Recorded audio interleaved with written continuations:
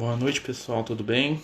Vamos começar o nosso estudo da noite, né? Hoje, sexta-feira, vamos fazer o nosso estudo de Evangelho, conforme, né, o nosso combinado aí com os nossos companheiros aí do Amigos do Caminho, né? Trazendo aí um momento de estudo, de reflexão em cima das questões da doutrina espírita, né? Do Evangelho, né? À luz aí, né, da ajuda dos companheiros espirituais que nos sustentam e que nos abençoam a caminhada. Hoje, né, nosso momento é para falar, né, sobre temas do Novo Testamento, né, dentro da ótica espírita. E, né, atendendo aí, né, a sugestão dos companheiros do canal, nós vamos falar sobre Zaqueu, né, que é um personagem bastante interessante, né, um personagem aí que tem várias histórias aí que a gente pode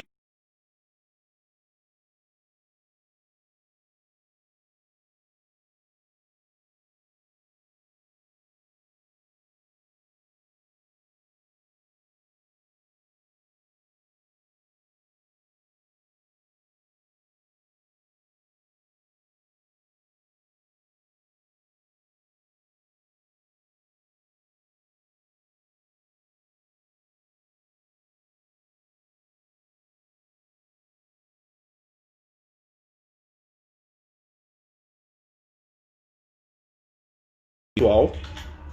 E o Zaqueu é um desses companheiros, né? A gente vai ver que o relato da vida do Zaqueu vai estar lá no Evangelho de Lucas, né? No qual o Lucas ele fala um pouco sobre a história do Zaqueu, né?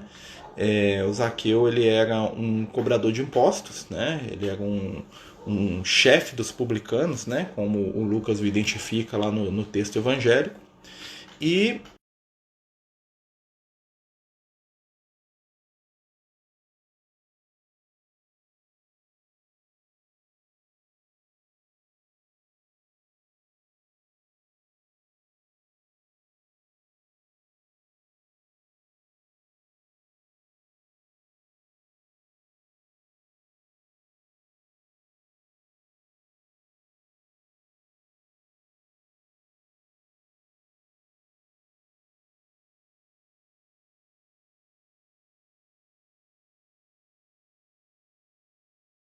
que ele representa bem o processo de resgate espiritual que a gente tanto fala na doutrina espírita. É um companheiro, né, que ele vai, né, sendo um cobrador de impostos, né, a função do Zaqueu era muito parecida com a do Mateus, né, e o Mateus ele era o cobrador de impostos, vamos dizer assim,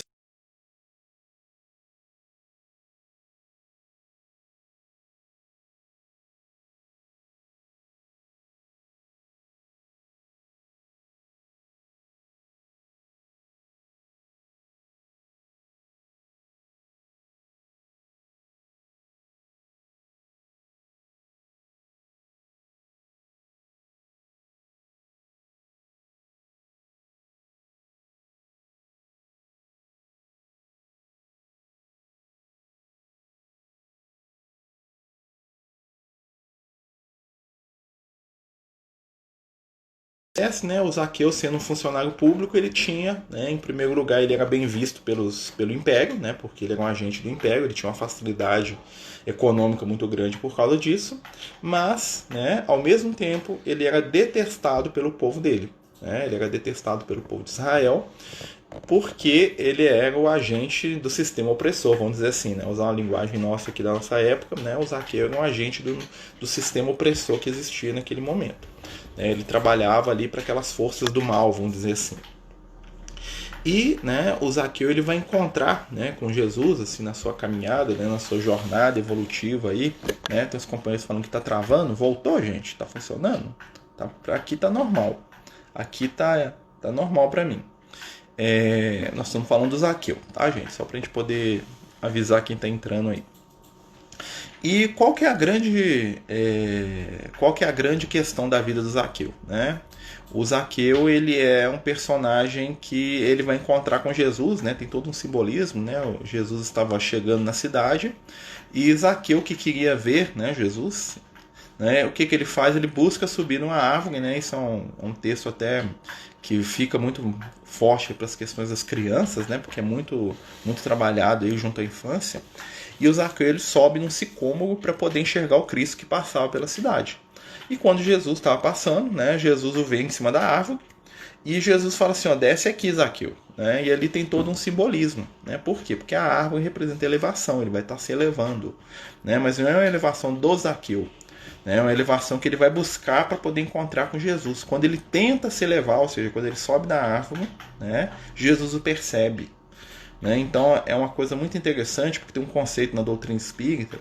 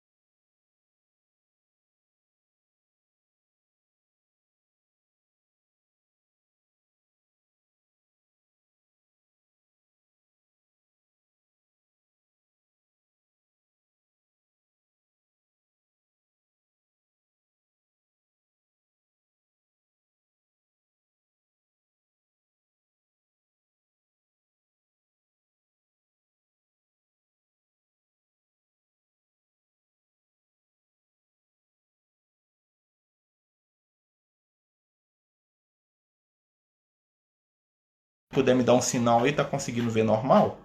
Aqui para mim não travou em momento nenhum. Então assim, né, é bom vocês me falarem aqui. Mas continuando, né, essa questão aí do Zaqueu, o que acontece? O Zaqueu, ele representa o companheiro que se esforça no bem. O esforço do Zaqueu, né, a tentativa do Zaqueu subir na árvore, ou seja, de ele buscar uma elevação, fez com que Jesus o enxergasse. E Jesus vai até a casa dele. Né, algo, né, que lá no texto evangélico gera, né, um murmúrio muito grande entre as pessoas, porque, né, Jesus vai na casa do cobrador de impostos, né, do safado que rouba o povo, né, do cara que trabalha para os invasores, para os odiados romanos, né, e isso pega mal para Jesus, vamos dizer assim. Né, mas como Jesus não estava muito aí para opinião alheia, e sim para aquilo que era correto, né, que é uma das características do espírito do livro de Jesus, né, ele faz o que deve ser feito sem se importar, né, com o que isso vai produzir no preconceito alheio, nós vamos ver a conversa do Cristo com Jesus. E o Zaqueu ficou muito feliz, né, com a presença de Jesus na casa dele. Né, o Zaqueu fica muito alegre, né, com a presença do Cristo junto ao lar dele. Tá? Vamos tentar aqui, gente. Fazer o seguinte, eu vou tentar mexer aqui mais para ver se melhora aqui a condição da internet, mas eu acho que não é daqui não, porque senão teria travado aqui para mim. Né? Para mim não travou em momento nenhum, tá dando aqui que está funcionando normal, mas né, vejam aí se está melhor para vocês e tal, né? Nós estamos tentando aqui movimentar o aparelho aqui para ver se melhora. Continuando com isso, né, o Zaqueu, né, nós vamos ter algumas questões muito interessantes sobre ele também, né? Olá, tudo bem? Bem-vindo aos que vão chegando. Dentro da doutrina espírita, né, existe aí um consenso espiritual, vamos dizer assim, né, quando fala consenso espiritual, né, informação dos espíritos, que o Zaqueu é uma das encarnações anteriores do Dr. Bezerra de Menezes. O Bezerra de Menezes, né, é um personagem famoso aí dentro da doutrina espírita, né, um companheiro aí que viveu no início do século XX, né, ele mais ou menos em 1870, 1880, né, e ele se tornou espírita, ele era um político, um médico, né? E ele sempre foi uma pessoa que teve uma característica de bondade, de trabalho no bem, de caridade muito grande. Né? E depois que ele desencarnou a espiritualidade, né, falou que o Dr. Bezerra teria sido, né, uma das encarnações futuras, né, do Zaqueu, ou seja, o mesmo espírito que foi o Bezerra de Menezes, né, foi em vidas anteriores o companheiro Zaqueu. Tá? Então esse espírito ele continuou evoluindo, fazendo o trabalho dele, buscando aí a sua melhora, né, o seu crescimento espiritual, e assim ele se torna, né, companheiro aí de jornada aí, né, em várias vidas, né, trabalhando pelo bem, pelo evangelho, pelo amor, né,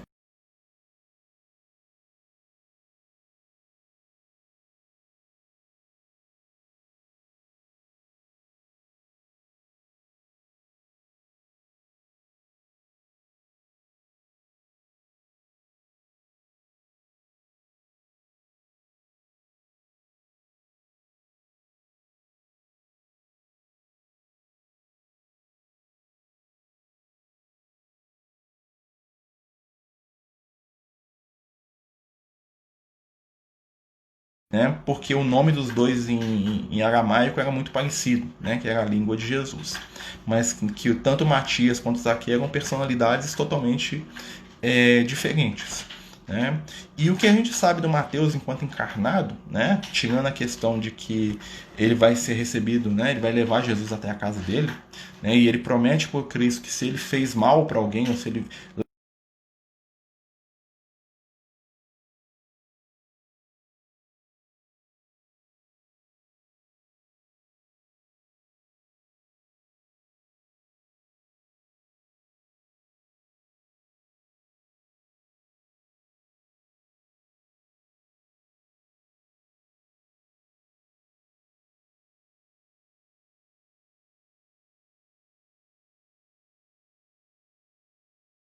tratar do nosso erro, né, ou da nossa falha, né, eu prefiro a palavra falha do que o erro né, é uma coisa mais deliberada, e depois da constatação dessa falha, o esforço feito para poder ressarcir aquilo. Né? E o que interessa não é nem tanto o que se faz, mas o como se esforça para aquilo acontecer. Né? É a mesma a situação do Zaqueu que sobe, né, no sicômoro, né, na figueira brava, né, o sicômoro, né, nós conseguimos olhar de novo aí. Eu vou tentar desligar a minha internet Wi-Fi e vou colocar só na internet móvel. Vamos ver se melhora. Vamos ver se melhora agora. Eu liguei só a internet móvel, é mais cara, mas eu acho que funciona melhor. Meu Wi-Fi aqui está bem comprometido, vamos dizer assim, né, para não falar outra coisa, né? Mas continua, se vocês perceberem que melhorou, fala pra gente aí, por favor, tá?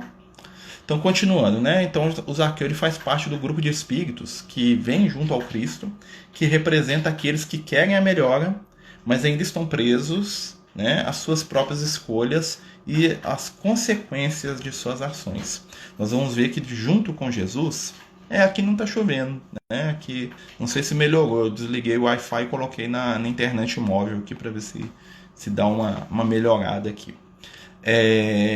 São espíritos, né, esse grupo de espíritos que a gente está falando, Paulo, o Zaqueu, a Maria de Magdala, o José de Arimateia, o próprio Pedro, né, o centurião, o cego de nascença, é um grupo de espíritos que nós vamos notar que, apesar de ainda atrelados às consequências dos seus erros, né, eles buscam a sua melhora.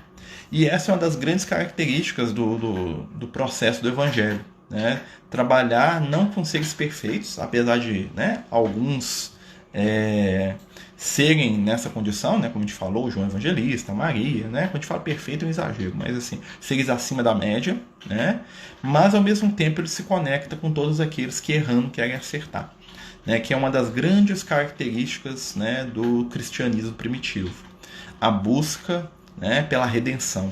Né, o Zaqueu é um espírito em busca de redenção, é alguém que se errou muito, né, tentou compensar os seus erros através do que? De ações, de amor, de atitude, né?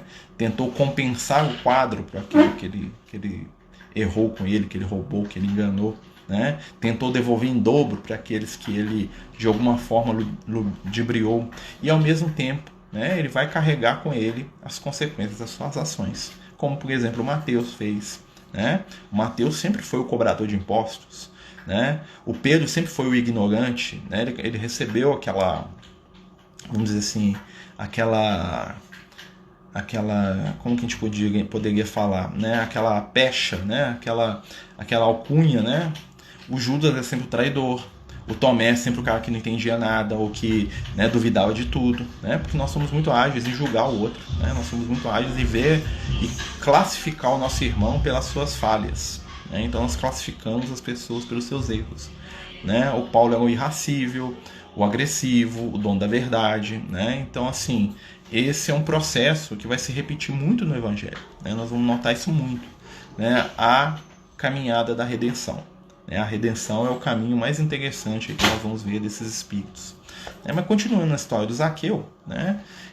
O que a gente sabe espiritualmente do Zaqueu é que ele era um espírito, né, de origem egípcia, né, que tinha na sua história espiritual sempre lidado com questões de poder e de dinheiro, né, e que recebe, né, junto de uma multidão extensa ali de seres, o convite amoroso de Jesus para estar na Terra no momento que o Cristo estava encarnado. né? Assim como vários de nós, né? Como grande parte da humanidade estava naquele momento ali envolvido naquela região, seja encarnado ou desencarnado, nem que seja para ser espírito obsessor, a gente estava flutuando por ali naquela época, né? O Zaqueu ele vai ser atraído pelo magnetismo do Cristo, né? E em primeiro lugar ele vai ser atraído com receio, com medo, né? Porque quando a gente erra, nós temos uma relação de medo com a divindade, que é um reflexo do medo que a gente tem da nossa consciência, né? Porque a minha consciência me cobra. Se a minha consciência me cobra, eu vou achar que Deus está me cobrando, né? Porque se Deus e a consciência eles estão tão conectados, eu acho que o reflexo, né, do meu desequilíbrio de consciência, isso é, né, intimamente, é o reflexo de Deus não estar muito satisfeito comigo. E nesse sofrimento o Zaqueu, né, ele quer ver Jesus. Ele não entende muito bem porquê, né? Eu vou lá ver esse cara, né? E ele sai atraído, né, pelaquela vibração amorosa de Jesus, que era algo muito interessante, que aconteceu com muita gente. O Emmanuel aconteceu isso, né? O Públio Lentulus, o senador romano famoso, cuja história está lá no livro há 2000 anos, né? Ele, ao mesmo tempo que ele repudiou, ele se sentiu atraído pela figura do Cristo. E isso funciona com a gente hoje, né? Esse mesmo Jesus que muitas vezes nos amedronta porque a gente tem medo, né, da espiritualidade, porque a gente acha que a espiritualidade vai vir aqui para cobrar da gente, ou para apontar o dedo no nosso nariz e falar o que a gente fez errado, para nos condenar ao inferno, ou no caso dos espíritas, ao umbral, né? Nós temos muito medo do umbral, nós temos muito medo do erro, da cobrança, né? Nós temos muito medo do mal, né, que ainda habita em nós, né? Então, a nossa relação com o espiritual ainda é uma relação de Zaqueu, uma relação de medo, tipo assim, vou aproximar, mas será? Né? Será que o espírito vai falar o meu defeito aqui? Será que o mentor vai olhar para mim com a cara feia e falar assim, ó, você é um safado, você tá aí achando que você faz alguma coisa? Né? E isso, quando Jesus fala para o Zaqueu, Jesus fala assim, eu preciso estar com você hoje. Né? Então Jesus torna o Zaqueu alguém que é fundamental para ele. E isso movimenta o íntimo do Zaqueu. Peraí, então quer dizer que eu não vou levar esculacho desse cara, não? Né?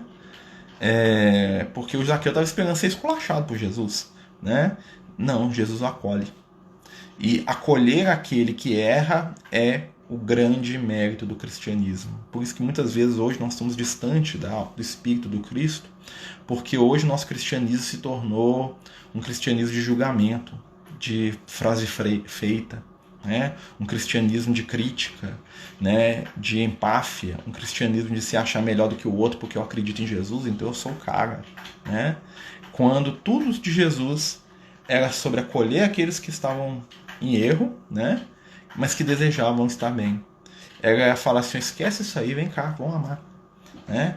Falar assim, eu não estou preocupado com os seus erros, meu filho, estou preocupado com o seu potencial de luz que está aí, nós temos que trabalhar isso aí. Jesus é um trabalhador do positivo. Né?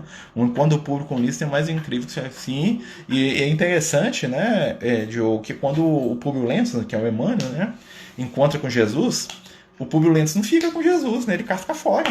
Né? Ele se sente atraído, Jesus convida ele e fala assim, quero não. Né? E ele foge do Cristo, né, de certa forma, né, porque, né, já estava imantado ali pelo amor de Jesus, mas ele foge.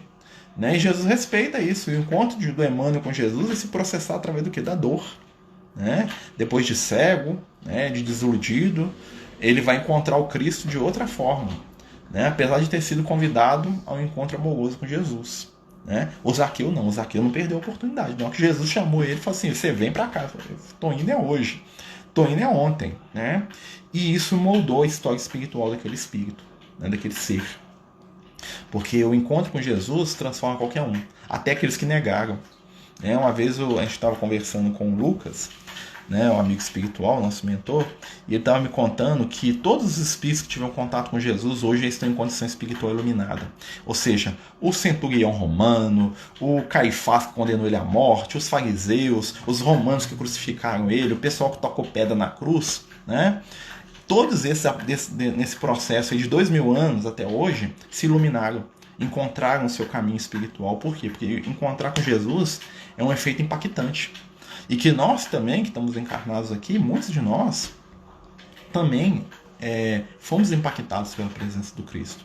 O Cristo nos chamou de várias formas, né? Seja fisicamente, né? Enquanto encarnados talvez que fôssemos naquela época, seja espiritualmente. Porque a presença de Jesus na Terra mudou tudo que existe. Né? E até quem não gostava de Jesus foi atraído por ele, mesmo que fosse para brigar, mas foi atraído. Né? Então Jesus ele movimentou o nosso processo evolutivo de uma forma que a gente nem imagina. Né? E o Zaqueu, ele vai, através das suas encarnações, o que ele vai fazer? Ele vai cada vez mais se libertar, né, das suas algemas, das suas culpas, né, e trabalhar a sua capacidade de doar. Né, porque a gente vai ver que a vida toda do Zaqueu, a gente vai pegar isso também quando a gente analisa a vida do Dr. Bezerra, é uma vida de doação. É uma vida de tirar o que tem para passar para o próximo. E quanto isso hoje ainda é mal visto. Quanto isso hoje ainda é equivocado, porque a nossa visão do espiritual ainda é uma visão materialista. Né? Eu sempre falo isso porque é uma coisa que os espíritos eles frisam isso muito comigo. Né? O Liel e o Lucas falam muito. Assim, o grande problema da humanidade hoje é, né, a desregulagem espiritual. E o que significa isso? É achar que o material é mais importante que o espiritual. E, né, quando o ideal é saber que a matéria ela tem o seu lugar e o seu objetivo para poder construir a realidade do espírito. Ou seja, a vida material, com tudo de bom que ela tem, é uma ferramenta de aprimoramento espiritual. E não o espiritual é uma ferramenta para poder se dar bem na vida. Então, assim, muitas pessoas, muitos de nós, né, temos uma relação com a espiritualidade, ou com a doutrina espírita, ou com o evangelho, que é uma troca. Eu ofereço algo para os espíritos, eu dou um tempo, eu leio um livro, eu faço caridade, desde que o espírito, a espiritualidade, Jesus, me dê dinheiro, prosperidade, saúde. Né? Que é a mesma relação de comércio espiritual que nós tínhamos lá na época de Jesus. Isso não muda, isso é né, a mesma relação de comércio espiritual que nós temos desde sempre. Porque nós ainda não introjetamos o verdadeiro valor do espírito na nossa vida. Né? E muitas vezes também a pessoa também cai pelo erro contrário, que é quando ela acha que tudo é espiritual e que tudo da vida material é ruim, que deve ser largado e deixado de lado. Esse é o nosso grande dilema, encontrar o caminho do meio. E o caminho do meio, ele começa com o quê? Com equilíbrio. Né? E aí nós vamos ver lá um grande mestre da humanidade, que era o Buda, né? O Siddhartha Gautama, um dos Budas, né? Porque Buda é um estado espiritual, né? Não é um indivíduo. Né? O Siddhartha Gautama, o príncipe hindu, né? Que se torna famoso como Buda, né? Como o iluminado, o desperto. E o Siddhartha Gautama ele conta, né, depois da iluminação dele, que ele foi entender o caminho do bem, né, a iluminação, quando ele estava meditando, né, depois de se mortificar, ficar sem comer, sem beber, e depois de viver todos os prazeres, né, porque ele foi de um extremo ao outro, ele conta que ele se lembrou, no meio da meditação, né, de um dia que ele estava no lago do pai dele, tinha um lago dele. Tá? Porque ele era um príncipe, ele tinha um lago, e no lago ele aprendia a tocar cítara, que é um instrumento de corda, né? Muito comum na época dele. E que o instrutor de cítara dele foi o cara que ensinou ele a se iluminar. Olha que interessante, o instrutor dele falou assim, olha, príncipe, quando tocares a cítara, lembra bem, né? Mantenha as cordas dela na posição adequada, pois se você deixar as cordas frouxas, elas não produzirão nenhuma melodia. Entretanto, se as cordas do teu instrumento ficarem extremamente tensas, no primeiro movimento das tuas mãos, elas se romperão. Né? E aí, nessa lição do mestre de cítara dele, ele entendeu o caminho do meio. Ou seja, você não tem que buscar nem a relaxar a sua espiritualidade, mas também você não precisa se mortificar a ponto de você estourar o seu corpo por causa disso. Né? O caminho do meio é o caminho que produz a melodia. Né? Então a corda ela não vai ser nem tensionada ao extremo, mas também ela não vai ficar bamba. Ela vai ficar justa. E isso é, né, o grande desafio espiritual da nossa época. Talvez algo que o Zaqueu percebeu. Né? O Zaqueu, enquanto seguidor do Cristo, ele vai modificar aquilo na conduta dele, que estava errado, mas ele vai manter algumas coisas. E é muito interessante uma das falas do Zaqueu, né? O nosso amigo Lucas até, né, segundo ele, conversou com o Zaqueu algumas vezes, né? Se conheceram naquela época lá, né? E é interessante que se a gente notar uma coisa é o seguinte, o Zaqueu fala assim, tudo que eu tenho, metade eu dou aos pobres. Olha que interessante a frase do Zaqueu. Metade eu dou aos pobres. Por quê? O Zaqueu tinha família. O Zaqueu tinha empregados, tinha servos, tinha pessoas que dependiam dele. Né? Então o Zaqueu ele não se desfaz da responsabilidade financeira. Ele divide. Metade do que ele tem, ele dá aos pobres, né? E utiliza para poder pagar aqueles que ele lesou. A outra metade, ele continua administrando em favor daqueles que ele ama, com os quais ele tem compromisso. Olha que interessante, né? E em favor do futuro. Então, ali nós vamos ver a postura de um espírito evangelizado e equilibrado. Né? O Zaqueu não largou tudo, porque ele sabia que ele tinha responsabilidades. Mas, ao mesmo tempo, né, ele abandonou tudo aquilo que era fruto do quê? Do roubo, do engano, do engodo. Né? Então, nós podemos pensar o seguinte: metade do que o Zaqueu tinha era dele, mas a outra metade era dos herdeiros. Aquilo que era dos herdeiros dele, ele não colocou a mão. Mas aquilo que pertencia à intimidade dele, ele abriu. Isso é o retrato do espírito equilibrado. Ele se espiritualizou, mas manteve as suas responsabilidades. Ou seja, ele foi um homem que, naquilo que Jesus falava, né, estar no mundo sem ser do mundo, que é o grande desafio da gente, né, porque o mundo é bom. Né? Se você ler o livro de Gênesis, né, claro que é uma metáfora, né? O livro de Gênesis é uma grande metáfora da criação através da visão de Moisés, né? Mas ali tem um simbolismo muito profundos. Durante todos os momentos da criação, que são etapas, né, do nosso processo evolutivo, nós vamos perceber que sempre existe a reafirmação de Deus, ou seja, da espiritualidade, que tudo que existe é bom. Né? Primeiro dia e tudo é bom. Segundo dia e tudo é bom. Terceiro dia e tudo é bom. Quarto dia e viu Deus que era bom e era bom. Ou seja, a matéria é boa. A matéria é necessária. O que nos impede e nos faz sofrer muitas vezes é que nós temos um certo desequilíbrio em relação à nossa relação com a vida material. E isso a gente vai corrigindo, né? A gente vai transformando com o tempo.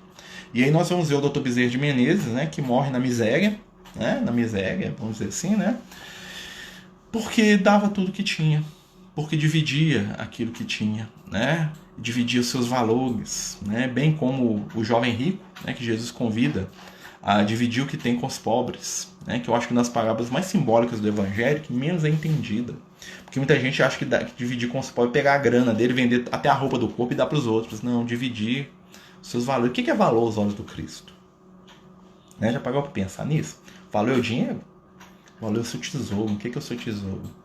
Né, uma vez o Liel falou isso comigo. Falou assim, meu filho, o verdadeiro tesouro do ser humano são as suas conquistas espirituais eternas. Pois toda virtude é reflexo de uma conquista que nunca vai te abandonar. Estes são os verdadeiros tesouros que o Cristo nos convida a dividir, transformando-os em bem e em amor para aqueles que nos envolvem a caminhada. Quando o Cristo nos chama, na figura do jovem rico, né? Quem é o jovem rico? É o espírito jovem, é o espírito inexperiente, mas já com valores. E aí Jesus nos convida, fala assim, vai, vende o que tens, ou seja, descobre quais são os teus valores, transforma-os em ações práticas, dá aos pobres, ou seja, divide os seus valores com os pobres, mas os valores espirituais são valores eternos. Então, por mais que eu divida, eu sempre vou ter. Depois vem e me segue. Então, um dos conceitos básicos dos espíritos, né? Isso eu estou repetindo o que o Liel falou para mim, tá, gente? Isso aqui não é do Marcelo, não. Um dos conceitos básicos que ele me ensinou foi o seguinte: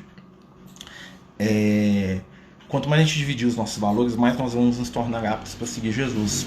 E enquanto eu não descobrir, então, olha só os passos desse processo, descobrir quais são as minhas riquezas, quais são as minhas virtudes, o que eu tenho de bom, né? Numa sociedade que valoriza tanto o mal, né? Numa religiosidade que valoriza tanto o defeito, o erro, o pecado, aonde que eu vou encontrar os meus valores espirituais? O que eu tenho de valor eterno? O que eu já conquistei? É a paciência?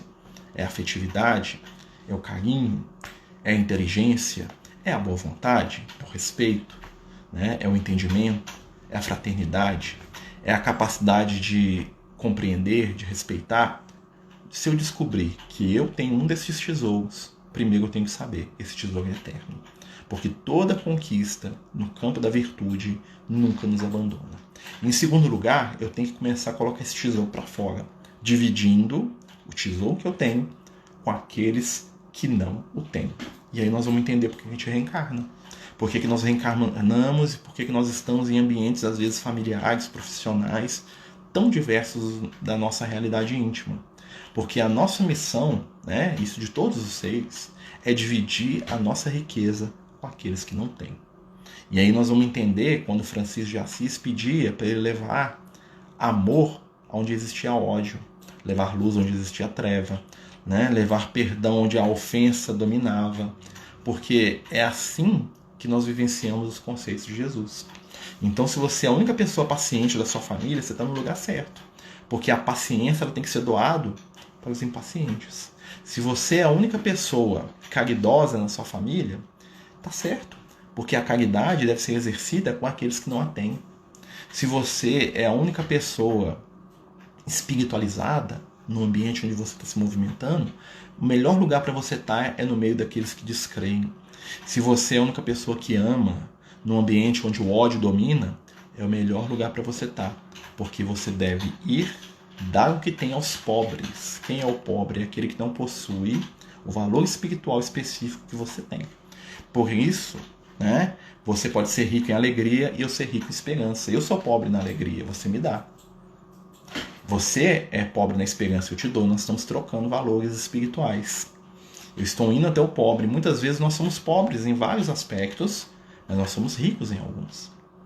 E o Zaqueu, ele soube usar da riqueza dele, que é a capacidade do trabalho, a capacidade, né, de aglutinar valores, de conversar, né, com os romanos, seja o que for, né, de se movimentar dentro do contexto político e religioso daquela época para fazer o trabalho de Jesus. E nós vamos ver que muitos companheiros do Evangelho fizeram isso. Né? Não posso esquecer, por exemplo, da Lídia, que já mandou algumas psicografias aí pra gente. Né? A Lídia é um personagem bastante interessante do Evangelho. A Lídia, ela vivia numa região que também se chamava Lídia, tá? Na Grécia, né? Muita gente fala que então o nome dela veio por causa disso, né? A mulher Lídia, né? Mas aí ficou Lídia, mas o nome dela era Lídia mesmo. E o que ela fazia? Depois que o marido dela morreu, o marido dela deixou um comércio gigante por todo o Oriente Médio e parte da Europa, ali, Roma, né, Grécia, de tecidos. Né? Ela trabalhava com tecelagem e vendia isso. Né? Ela tingia tecidos, ela é milionária, vamos dizer assim. E ela tinha um serviço de transporte que abrangia todo o Oriente Médio e parte da Europa. Quando ela virou cristã, o que ela fez? Ela não abandonou, né, a riqueza dela. Ela colocou aquele sistema de transporte para poder levar as cartas do Paulo e para poder fazer, né, a troca das informações espirituais entre as várias comunidades cristãs que existiam na época. Então o que acontecia quando Paulo escrevia uma carta, quando os discípulos tinham uma mensagem, alguma coisa, um dos viajantes da Lídia, né, um dos caravaneiros dela, que ela tinha inúmeras caravanas para vender os produtos dela, né, para transportar o comércio dela, levava aquelas cartas. E através dessa estrutura material que ela detinha, né, que era gigantesca, eram milhares de pessoas que trabalhavam para ela, né, como ela era grega, né, ela podia ter o domínio, ela era a dona do negócio, né, e então o que ela fez? Ela sustentou, né, a construção do cristianismo na Grécia, foi ela financeiramente que bancou, tá, na época do Paulo, e todas as mensagens do Paulo do Evangelho era a Lídia que distribuía, com a estrutura comercial que ela tinha. Olha que interessante. Né? Então isso a gente vai ver que ela estava utilizando o quê? Valores transitórios da matéria, porque um dia ela ia embora e ela queria ficar, né? Como acabou um dia, né? Depois que ela desencarnou, né? Desmanchou aquilo tudo, mas ela usou o transitório a favor do Espírito Eterno, e isso granjeou para ela o quê? Crescimento espiritual, junto com as outras virtudes que ela tinha também enquanto espírito, né? Claro, isso aí é outras coisas, né? Mas o Zaqueu, ele fez a mesma coisa, né? A gente vai observar que muitos companheiros do Cristo, né, eram pessoas simples, humildes, incapazes ali de um trato mais profundo com as questões, vamos dizer assim, comerciais, religiosas. E aí Jesus convida alguns companheiros que tinham essas capacidades, e esses companheiros vão ajudar. Aí nós vamos ver o papel de um Nicodemos, de um José de Arimateia, né? Nós vamos ver o papel de um Zaqueu, de um próprio Mateus, né? Que o que o Mateus fez? A condição financeira do Mateus permitiu a ele da estrutura material para grande parte dos seguidores do cristianismo no primeiro momento. Né? Então olha como é que é interessante. A espiritualidade se aproveita dos nossos pontos positivos para a nossa construção espiritual. E é por isso, né, que a gente está voltando lá naquela questão do dar o que a gente tem, que nós temos que aprender primeiro o que eu tenho de bom e como é que eu vou distribuir. E será que eu já estou distribuindo? O ambiente onde eu estou inserido vai falar tudo sobre aquilo que eu preciso doar. Né? A minha família, as pessoas que convivem comigo, né, vão ser tudo sobre aquilo que eu posso oferecer enquanto trabalhador de Jesus. E isso foi uma coisa que o Zaqueu soube aproveitar. Pois dentro do ambiente dele, Ele fazia isso. Isso é uma coisa que o Paulo sabia fazer muito bem também. Né? Porque o Paulo, quando ele sentava com o romano, ele batia um papo com o romano e convertia ele. Ele sentava com o grego, ele falava de filosofia com o grego e jogava Jesus no meio da conversa. Ele estava preso lá com o soldado, ele ia falando de Jesus para o soldado, de filosofia, de espiritualidade, o soldado convertia. Né? Ele estava com uma pessoa humilde, ele falava com aquela pessoa humilde. Ou seja, o Paulo ele tinha o dom do que? Da oratória, da capacidade de conectar pessoas. Né? Ele não tinha aquele amor fantástico que o João Evangelista tinha, só de olhar para a pessoa emocionava e amava ele. O João Evangelista era outra coisa. Né? O Paulo ele tinha um dom de quê? De cantar com as palavras. Né? Ele, né? O Lucas, né? E outros. Então eles falavam, vem cá, vamos bater um papo aqui. Né? O João Evangelista não precisava disso. O João Evangelista só dele olhar para a pessoa, meu Deus, eu te amo. Né? Porque o João Evangelista é um amor encarnado. Né? É o discípulo mais próximo de Jesus. Então João ele carregava em si a alma amorosa do Cristo. Então onde João entrava, todo mundo amava ele imediatamente. O Paulo não. O Paulo, o pessoal queria meter o porrete na cara dele, que era muito arrogante, muito esquisito, né? Só depois de conversar com ele, as pessoas gostavam do papo dele, mas não gostavam da figura dele, porque ele era um chato de galocha, né? Tanto que ele saía apanhado e fugia de tudo que era lugar que ele ia. O João Evangelista não. Era só ele pisar no lugar, a aura de amor dele dominava o ambiente. Por isso que o Francisco de Assis fez tudo que fez, né? Que é o mesmo espírito. O Francisco de Assis foi no Vaticano, o Papa ajoelhou no pé dele. Né? Por quê? Porque o Francisco de Assis arrastava na vibração amorosa dele, não precisa falar. Ele não precisa fazer longo discurso. Né? O Francisco de Assis entrava num lugar, ele pegava um passarinho, olhava para ele e a pessoa começava a chorar. Né? Na vibração amorosa dele. O Francisco de Assis põe a mão no ombro do cara, o cara largava tudo, né? E virava seguidor dele. Né? O Paulo de Tarso não, tinha que conversar, convencer, explicar, gesticular, né? Criar poesia, blá blá blá, e normalmente a distância. Quando ele chegava perto também o negócio estava errado, né? Porque ele tinha uma aura que inquietava as pessoas. Né? E o Dr. Bezerra de Menezes, ele é um espírito que ele saiu dessa onda e buscou o caminho do amor. Né? Porque hoje, se a gente analisar o Bezerra de Menezes, né, que é né, esse espírito aí fantástico aí que nós, né, temos uma grande admiração dentro da doutrina espírita, a grande característica do Dr. Bezerra é o amor. Né, a placidez, a mansidão. Você olha pro Dr. Bezerra, ele tem aquela cara daquele avô que você gostava de beijar quando você era criança, né? Aquele bom velhinho que você dá vontade de se apertar a bochecha dele, gordinho, alegre, né? Então, assim, aquilo ali não é a figura física, aquilo ali é algo espiritual do ser. Né? E isso é uma conquista daquele espírito. Então, às vezes, existem pessoas, espíritos, que só deles estarem em determinado momento, eles acalmam toda aquela situação. E isso é uma conquista.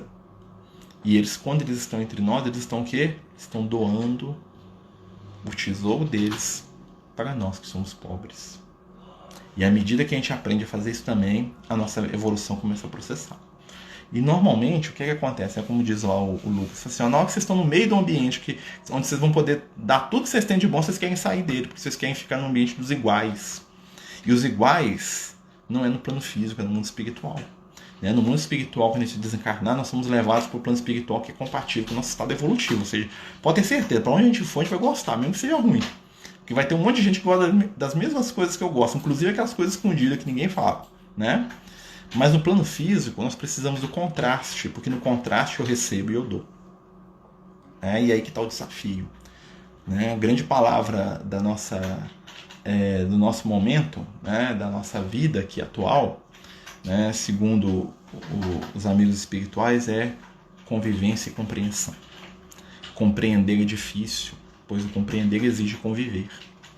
E tudo que nós queremos hoje é não conviver com aqueles que são diferentes da gente. A nossa tendência hoje é se isolar, buscar as nossas montanhas. Antigamente o pessoal ia lá para a montanha, para a caverna, o ermitão, o eremita, o velho louco da montanha. E hoje nós vamos para quê? Para as nossas cavernas mentais. Nós estamos no meio de um monte de gente dentro da caverna íntima. E nós não queremos relacionar com quem é diferente. O telefone aqui foi eu desligar e travou aqui, foi por isso. O Zaqueu, quando ele se converte, ele gera nas pessoas o quê? Um sentimento de inquietação. Por quê? Porque o Zaqueu é um cara que tinha que ser do mal, Ele é o cara que está errado, Ele é o cobrador de impostos. Ele é o cara que defende os romanos. É o ladrão safado sem vergonha. É o cara que ficou rico às nossas custas. Como é que Jesus vai gostar desse cara? Porque ele era diferente. Porque ele era excluído de certa forma. Apesar de rico, ele era excluído. Porque muitos de nós somos excluídos pelos nossos erros, alguns pelas virtudes. Boa noite, seja bem-vindo. Nós estamos falando de Zaqueu aqui, companheiro lá, né, que conviveu com Cristo, né, famoso por subir na árvore, né, subiu lá no sicômoro, né, para poder enxergar Jesus. E é interessante que o Zaqueu era baixinho, né, a estatura dele era baixa. Então, quando ele se percebeu baixo, ele buscou ferramentas para poder se elevar. Olha, né, o Zaqueu ele vai perceber que ele precisava de ajuda. E ele recorreu ao quê? A uma árvore amiga, que deu para ele, né, a elevação momentânea que ele precisava para poder ser visto por Jesus. Que é interessante que ele sobe na árvore, mas quem vê ele é Jesus. Então, quando ele se eleva, quando ele tenta se melhorar, né, quando ele tenta se tornar uma pessoa melhor e tenta, né, a árvore ele simboliza. Ele tenta subir na árvore, ele estava adquirindo uma elevação que era momentânea. No momento ali ele saiu da onda negativa dele, subiu um pouquinho. Quando ele fez isso, Jesus, opa, Zaqueu, vem cá, meu filho. Porque o que importa espiritualmente é o nosso esforço no bem, não é a nossa perfeição. Porque perfeição é ilusão, no sentido que a gente constrói essa ideia, né? Porque a perfeição pressupõe que a gente não deva mais errar. Mas isso não é realidade, né? Porque o que importa é o desejo do bem. Isso é uma coisa que a gente tem que forçar isso muito. A doutrina espírita fala isso muito pra gente. Né? Não se salva aquele que aparenta ser perfeito, se salva aquele que tenta ser uma pessoa melhor. É um esforço.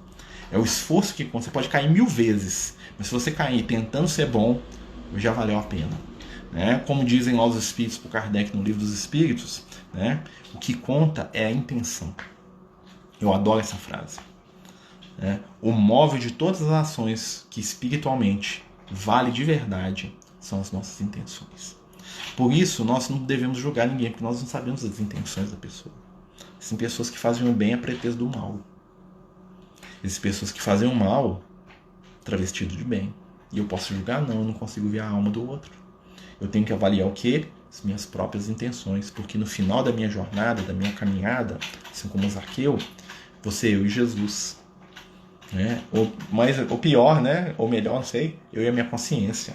Eu vou ter que olhar para minha consciência e fazer aquilo que o André Luiz fala pra gente lá no livro Nosso Lar. Ficar face a face com a própria consciência. Opa, tô olhando aqui pra mim aqui, né? E eu vou ter que aprender a amar esse companheiro aí, porque se eu não amar esse aqui, quem vai amar? Né? Eu vou ter que aprender a me amar apesar das minhas falhas, dos meus desequilíbrios, dos meus erros que vão acontecer e que acontecem a todo momento. Mas eu tenho que lembrar que as minhas virtudes são conquistas eternas. Que aquilo que eu já tenho de bom, eu nunca vou perder. Vai parar para pensar nisso? Eu adoro essa frase, né? O Liel que fala isso muito comigo. Né? Tudo aquilo que a gente tem de positivo, a gente nunca vai perder. Já conquistou, é seu, tá dado. Não precisa se preocupar com aquilo. Né? Mas é isso, gente. Nós estamos aqui viajando no Zaqueu aqui, né? Que é o companheiro espiritual de Jesus aí, um amigo, né? Que depois retorna como Dr. Bezerra de Menezes, né? O médico dos pobres, né?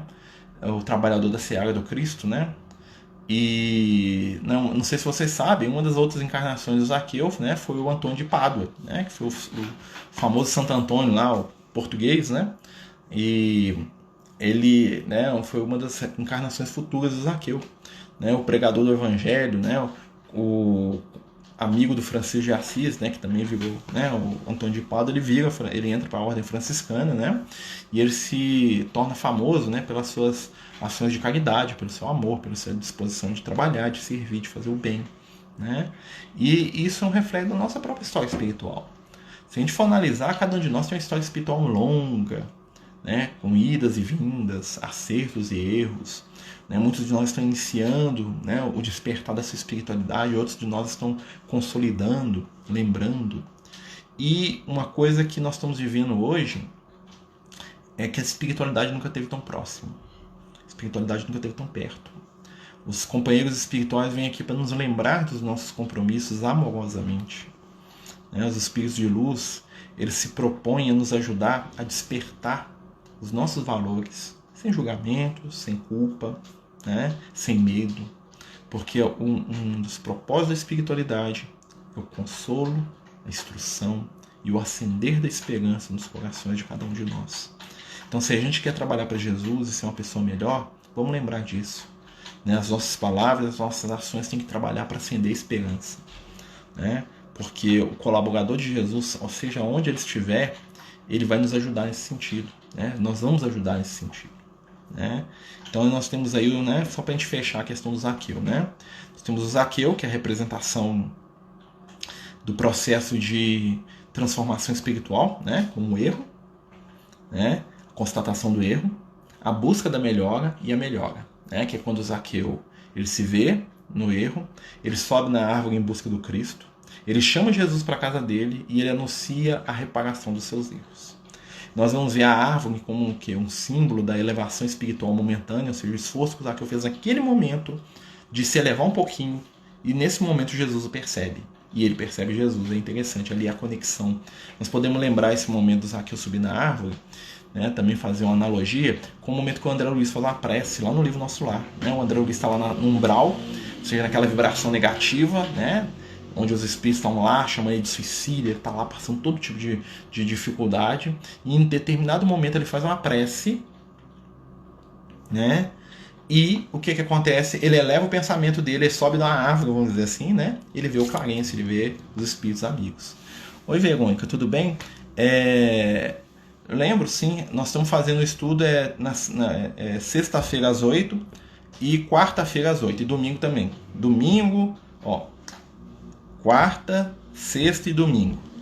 Todos eles às 8 horas, que é o estudo de mediunidade na quarta-feira, na quinta-feira estudo de evangelho, e no domingo nós estamos fazendo estudo do livro do Apocalipse, tá? Então é sempre às 8 horas, né? Quarta, sexta e domingo. Né? Antes era na quinta, mas a gente voltou para sexta por causa de uma atividade que a gente está fazendo com os amigos lá do Francisco, lá, à distância também, tá bom? Mas a gente está, né? Agora a gente emplacou nesse horário aí, vamos ver se Deus nos permite aí, né, participar aí com o pessoal. Tá certo? Mas voltando, né? Assim, né, eu acho que por mais que a gente pense, né, nessas figuras e às vezes a gente fala assim, nossa, eles estão tão distantes da gente, na verdade não estão muito distantes não, meus amigos. Né, se o Evangelho toca o nosso coração, se a gente sente a presença amorosa de Jesus, pode ter certeza que os espíritos estão por aqui. Né? Porque o que une os espíritos é o pensamento.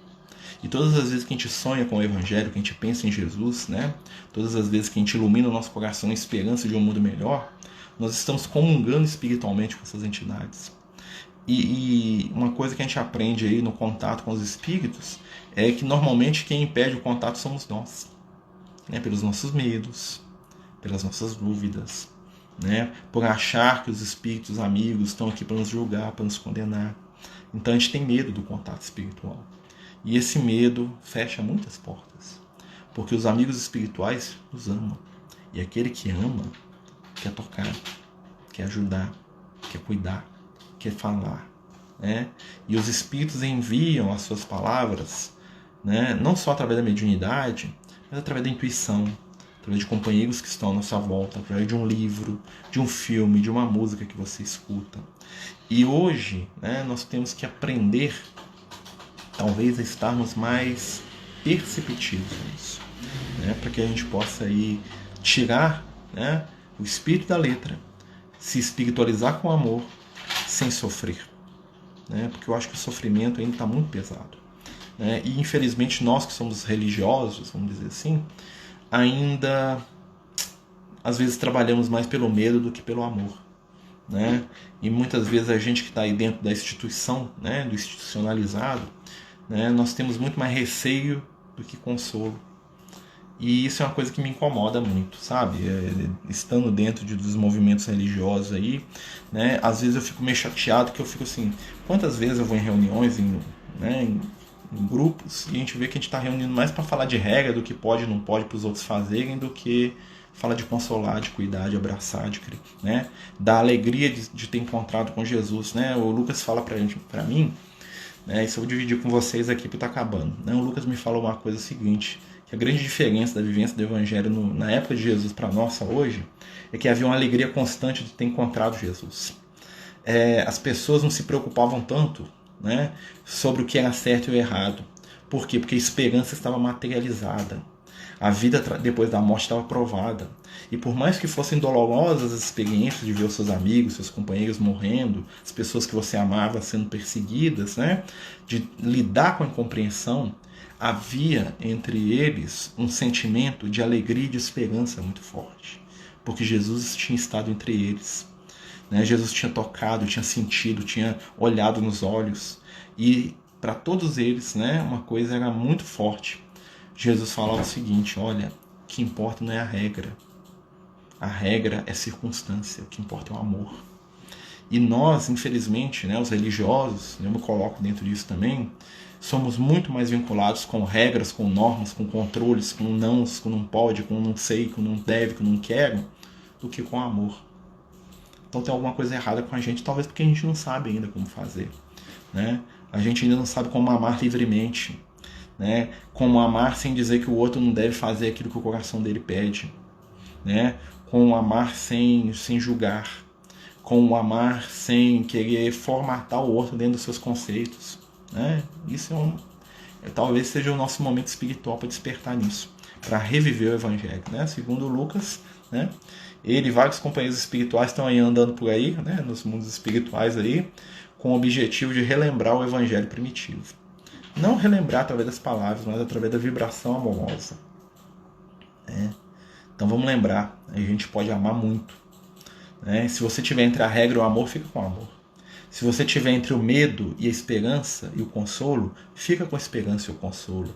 Se você tiver entre a dúvida, né, e a possível, né, encarada negativa de alguém, né, ou a possível desconfiança de alguém, deixa de lado e faz a sua parte.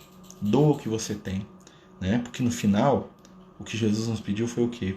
Vai, vende os teus valores espirituais, dá aos pobres, depois vem e me segue, né? E cada um de nós está seguindo de um jeito, né? Talvez o meu jeito seja bom para mim, não seja bom para os outros, né? Estou aqui dividindo com vocês, tá, meus amigos?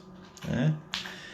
Pessoal, queria agradecer, né, vocês aí que, né, estiveram conosco aí no seu portal, vocês deram aí, ó, dividiram a caridade aí, né, e cai a internet, e volta a internet, e fica ruim, e fica bom, mas vocês ficaram aí, né, queria agradecer muito aí o auxílio, a presença de vocês, queria agradecer aí os amigos espirituais, né, que nos sustentam, que nos ajudam a falar, tá? Muito que a gente fala aí é, né, intuição, né? Os espíritos vão lá, a gente vai jogando, a gente vai falando aqui, né? Então é mais da espiritualidade do que a gente. Claro que a gente colabora com alguma coisa, né? Porque a gente também tem que ser, né? Tem que ter alguma coisa nossa, senão também a gente não se valoriza, né? Mas tem que se valorizar na medida, né? Queria agradecer a todos aí e desejar a todos vocês, né? Uma boa noite, muita paz, muita luz, né? Espero que salve o vídeo aí, né? Para quem tá nos acompanhando, tá ficando salvo aí no IGTV, né? Lá na aba do canal, né? A gente está sempre colocando uma mensagem dos amigos espirituais, principalmente do Lucas e do Liel, quase que todo dia, né? Quem puder ler, né? Deixar sua opinião aí, né? Avaliar para nós também, falar, essa mensagem aí tá muito esquisita, tá desequilibrada. Manda aí que nós vamos aceitar e nós vamos estudar, né, sobre aquilo, tá? Vale muito a pena, né? Muito obrigado, né? Fiquem com Deus, né? E que Jesus os abençoe sempre. Até domingo, né? Que nós vamos continuar com o nosso estudo do Apocalipse, tá bom? Até mais.